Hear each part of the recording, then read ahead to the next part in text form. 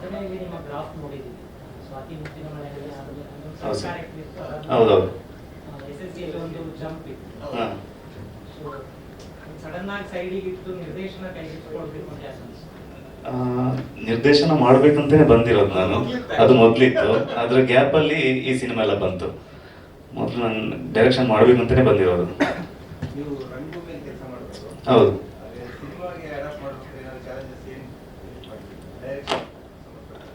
ಹೌದು ಸರ್, ನಾನು ಅಂದರೆ ಸಿನಿಮಾ ಮಾಡಬೇಕಂತ ತುಂಬ ಕೆಲವು ವರ್ಷದಿಂದ ಆಸೆ ಇತ್ತು. ಆದರೆ ಒಂದು ಮಟ್ಟಿಗೆ ಕಥೆಯ ನಂತರ ನಾನು ರಾಜ್ ಸರ್ ಮೀಟ್ ಆದಲ್ಲ, ಅದ್ರ ನಂತರ ನಂಗೆ ಗೊತ್ತಾಯ್ತು ಸಿನಿಮಾ ಅಂದ್ರೇ ಬೇರೆ ಅಂತ. ಅಲ್ಲಿ ತನಕ ಏನೆಲ್ಲ ನಂದು ಆಲೋಚನೆಗಳಿದ್ವು ಸಿನಿಮಾದ ಬಗ್ಗೆ, ಅದೆಲ್ಲ ಚೇಂಜ್ ಆಯಿತು. ಅದ ನಂತರ ನಾನು ಸಿನಿಮಾ ಮಾಡಬೇಕು, ಮಾಡಿದರೆ ನಮ್ಮ ತಂಡ ಜೊತೆನೇ ಮಾಡಬೇಕು ಅನ್ನೋ ಆಸೆ ಇತ್ತು. ಅವ್ರು ಹೇಳಿದ್ರು ರಂಗಭೂಮಿಯ ನಿರ್ದೇಶನಕ್ಕೂ ಚಿತ್ರದ ನಿರ್ದೇಶನಕ್ಕೂ ಏನು ಬದಲಾವಣೆ, ಚಾಲೆಂಜ್ ಏನಿತ್ತು? ತುಂಬ ಇದೆ ಸರ್.